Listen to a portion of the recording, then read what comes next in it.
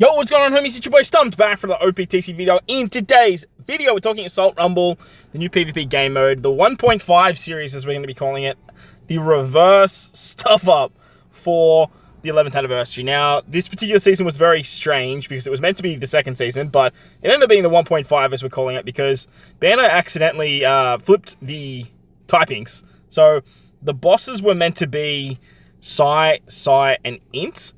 And turns out they were in Psy. Now, kudos to Bandai, though. They handled it very, very well. They got on the issue within probably the first 12 hours, recognized the issue, and basically said, hey, we're going to keep this season running, but we're going to shorten it. And then we're going to give you the actual season, still give you a rewards period. So basically, they turned one season into two. And yes, I understand a lot of people are going to be like, damn, that sucks because like they don't love the game mode. They've got issues with the game mode. But at the end of the day, it's just doubling the rewards and just turning a bad situation into a good one. So I want to tip my hat to Bandai in that regard because like they did a fantastic job with handling this situation.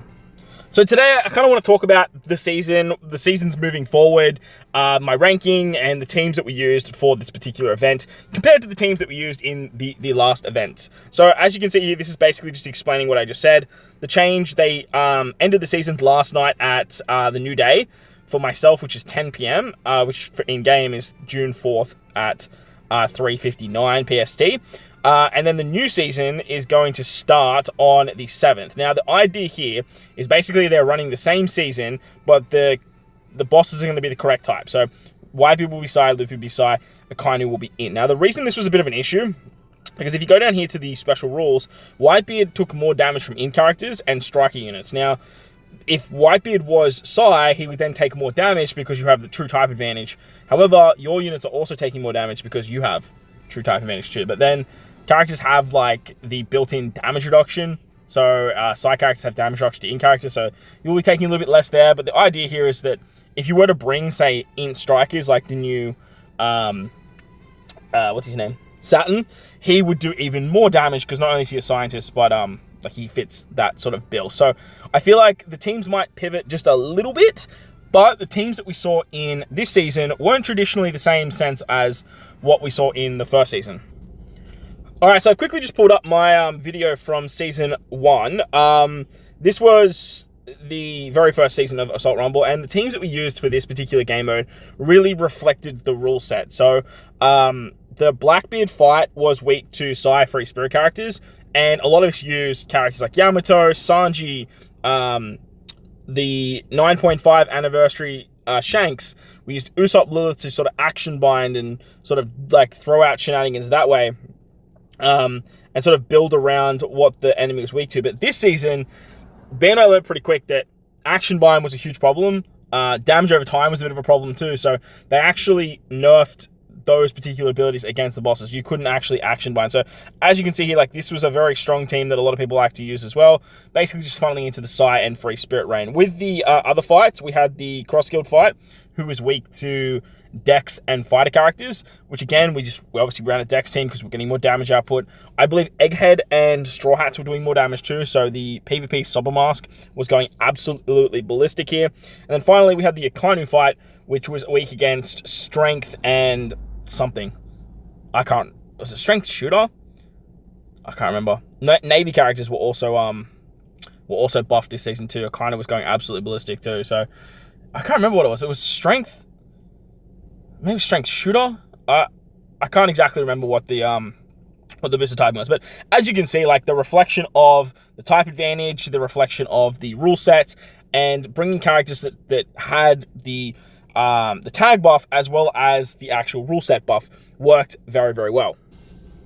Well, this season, it was a little bit different as the rules didn't really help us that much with getting the highest damage teams for the event. Now, I'll showcase the teams that I actually used in the event, and I'll bring up the scores that I actually got. But I don't think this is going to be the case moving forward. I think that maybe there will be some times where you really want to buy into the rule set that is helping you get the most damage. But sometimes you can just go to the old reliable and the old faithful teams and just rely on RNG to just get you those big time scores. Now, if you are more of a player that doesn't really want to rank super high, then buying into these rule sets is going to help you guys with getting good scores and sort of beating the content. But this season was definitely a lot harder than season 1. And sometimes I feel like it's just going to be about beating the bosses rather than actually just trying to get the highest score as possible. Alright, so I took a few screenshots before the event finished. It had about an hour left at this particular point, and moving towards the end, I was ranked 7th. Now, moving forward, I don't think I'm going to continuously try and get top 10 rankings. The last 2 seasons, I've had all of the boosters, so I thought, hey, why not? I'm still getting a feel for the game mode, so I do want to try and get as much information as possible, and playing the game mode a lot, testing out teams, and sort of doing my best in the rankings does help me get a good perspective and help you guys get a good perspective moving forward towards what you can expect from the game mode moving forward. So ended up getting 7th. This season was very, very strange, obviously, because it was the reverse season, as I mentioned. And the teams, they definitely didn't reflect the rule set of what they wanted you to bring. So taking a look at the first mini-boss, it was Whitebeard. Whitebeard was a bit of a bitch. I managed to score 22 million with Whitebeard, and he was weak to Int Strikers. Unfortunately, though, like, Int Strikers weren't the team that you wanted to bring. The Dex team was actually the team that worked really, really well against this fight. Now, for the last maybe 6 hours, I was just sort of jumping in with the Dex team, hitting skip, seeing what my score was at the end. If it didn't work, I'd close the app, reopen the app, dive back in. And this sort of system, like, I'm just not a big fan of. I actually enjoyed watching the fights. I'm a big PvP guy, though, so I like to see how things operate, sort of change positionings and stuff like that. And it definitely helped me figure out the best way to get the highest score, eventually moving Uta to, like, the far right-hand spot instead of having her in the middle. That ended up doing a little bit better for me, which I was watching fights, like, throughout the whole day. I think I played literally 8 to 10 hours, which is disgusting, of Assault Rumble in the last day, just trying to get the highest score on this fight and the Luffy fight, which I'll talk about as well. But managed to score 22 million. With the trusty characters, I did have all the trusty characters. And the in-game damage score was about 1.2 million. So had some very, very good RNG. The whole idea of getting the most damage output with the Dex team for this particular fight was utilizing Ace and Lucci to lower defense, and then Pell would come in and hit. Now, the way the RNG factor works in this particular fight, sometimes you'd score 400,000, sometimes you'd score 800,000, and then for your big runs, you get over the 1 million damage mark. And the only way you get above 1 million was to basically have Ace go, lower the defense, Lucci go, lower the defense, Kaido would hit, Pell would hit, Uta would give back the specials, and then you get the super special towards the back end. Now, my Uta is only level 130, so I wasn't getting the big time super special, but that was the way to get the best RNG. This fight was a bit of a bitch because in strikers absolutely suck, and honestly, the striker team itself is just bad. You have characters like Kid, you have characters like Smoker, and you have characters like Saturn, who are obviously going to benefit from the rule sets heavily. And if Whitebeard was actually not int, then characters like Kid would be very, very effective. Characters like Rogue would also be very, very effective. Rogue has the ability to hit Psy characters, but because Whitebeard was int, it didn't really work in that regard. So I feel like the team might pivot a little bit moving into the next season, because Whitebeard, Ace, and Marco will be Psy. Characters like Rogue should shine really, really well. Kid should shine really, really well. And maybe building like that int sort of striker team might be the wave, but we'll have to wait and see when the new season does go live. But that was the Whitebeard fight. Dex was the wave there. Then we move into the Luffy fight, who was arguably the hardest of the teams. Again, they were meant to be side characters, but they were actually int in game. And the team that worked really well for this particular fight was the Strength team. Strength, just again showing its absolute dominance power in providing a lot of damage output. The team that I rocked looked like Uta, Kobe, PvP Akainu 6+, Kuma 6+, and then Strength Luffy, with then just a very heavy HP bench. I believe I had Sasaki, Nami, and S-Hawk on the bench, just trying to give like as much HP as possible.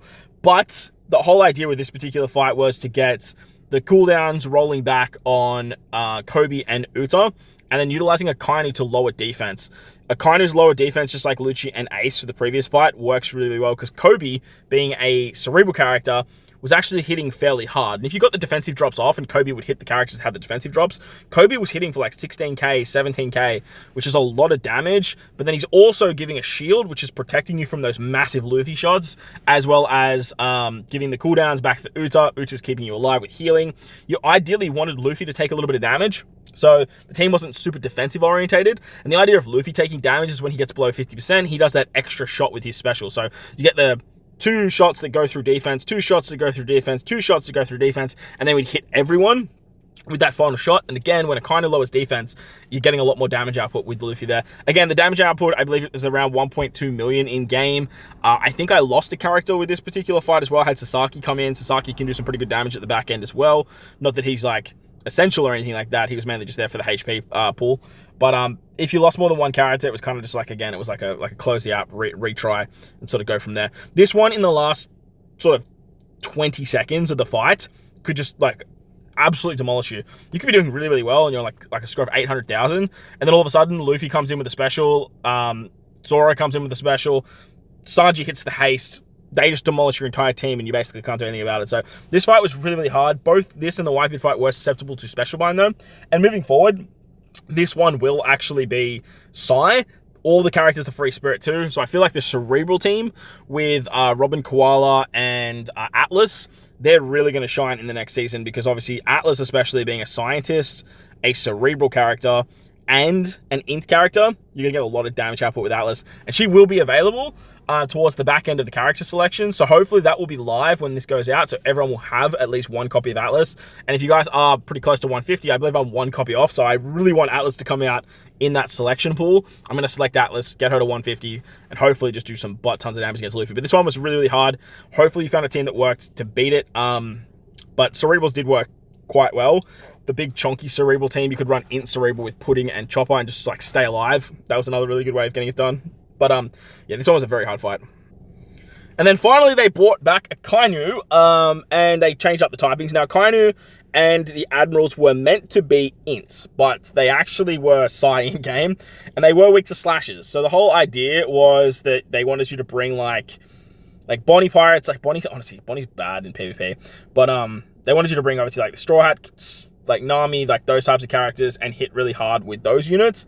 However, once again, we just went back to old reliable, and we used strength, and it worked really, really nicely. You could abuse the Giants in this particular fight, because the Giants actually buff strength as well. And if you had 6+ Doflamingo, you were eating really, really good, because 6+ Doflamingo is a slasher character. His super special does so much damage at level 100, well, level 150. He is a luxury unit though, because he was like behind a paywall.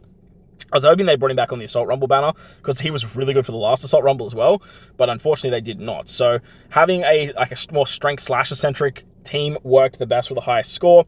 I managed to score 18,500,000. I have seen numbers upwards of around 24 million with Doflamingo. If you had Doflamingo, you could do like a lot more, because you had like so much damage output. Pikqchu was also a key for this particular fight, so you needed to have 5 driven or fighters on the team. Kobe and Luffy obviously satisfied that as well. Having a Shanks on the bench for the Giants worked really, really nicely, and then obviously having PvP Akainu as well. I believe I ran Kaido over Doflamingo, but like Dofi was obviously going to do more damage. This one was a bit of a bitch too. Obviously we're dealing with a lot of different specials.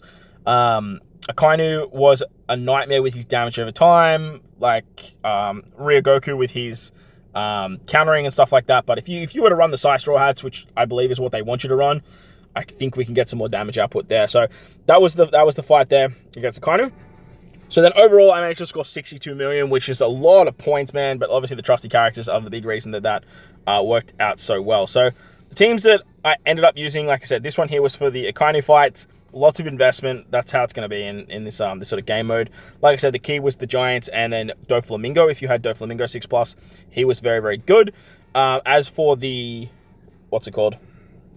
The Luffy fight, this was the sort of team that I was rocking here. And as you can see, like these characters don't exactly mold into the rule set. They're just completely off mark. And then that was the Dex team that worked really, really well for the, what was the other fight? The Whitebeard fight. So completely off mark with the typings that were boosted, the characters. There's no scientists. We don't have any Bonnie Pirates. And the typings and rule sets, class for the rule sets, again, we weren't really buying into them for the most amount of damage. As for the rankings, 73 million was the top score. Shout out to the AF boys. I believe that we were running like similar, if not the same teams. I think most of the, well, if not everyone in the top 10 was. It just all came down to sort of RNG and how much time you had to sort of get those particular scores. And as I mentioned, moving forward, I just don't think top 10 is going to be a good investment for myself when the rewards don't really change all that much. And for yourself, you really need to look at how much you're investing in. If you enjoy playing the game, like myself, like I was having a lot of fun playing it yesterday, so I didn't mind spending the gems, like I didn't mind doing it, but at the end of the day, like it wasn't beneficial for me to keep doing that. Falling in the top 100 probably would have netted me more return, because now I think I'm only getting, I ended up spending like 60 something gems, so I think I'm only netting like 5 gems return, if that. But at the end of the day, I had a lot of fun like playing the game, and at the end of the day, that's what really matters. If we compare the scores of the top 100 compared to number 1, the difference is chalk and cheese, like 34 million compared to 73 million, which is like literally over double. So being able to fall in the sort of top 100 is fairly simple, even like with a couple boosters, maybe without boosters. It's really going to look like what your lineup has. Remember, this is still a season that has a Super Sugo attached to it, so a lot of people are summoning, and most of the time, like, lots of people aren't going to have the trusty characters. Maybe the top 50 might, maybe the top 100 will, but at the same time, like, right now, it's like I said, it's a little bit different because, like, we have Saturn, who is the big one. Then if you start comparing the rewards, obviously the top 10 rewards, you get 60 gems, so I'm probably not even netting any gem return at all. Like I said, I'm fairly certain I had, like, 85 gems on the start of yesterday, and then I think I ended with like 47. So yeah, I spent like 40 something gems. So I might be netting a little bit, but I think I've spent some more in the past. But if you compare that to the top 100, you're still getting 50 gems, and I believe I could have got top 100 on like 5 gems. So I could have netted about 45 gem investment. Then even if you look at the top 500, which I believe is going to be very, very doable if you're an endgame player, getting the top 500 rewards does seem very achievable, and netting 45 gems is pretty nice. So, bit of a weird one this season. I'm extremely excited to see what the next part of this season looks like, as I think the teams will definitely change a little bit, but hey, we might just dive back in with those same teams, just run it back and see what scores we can get there. But hopefully you guys enjoyed the video. If you did, hit the like button, hit the subscribe button, do all that good stuff. Most importantly, wherever you guys are in this beautiful world, please remember to enjoy the rest of your day. As always, homies, thank you for watching, and I'll catch you on the next one. Let's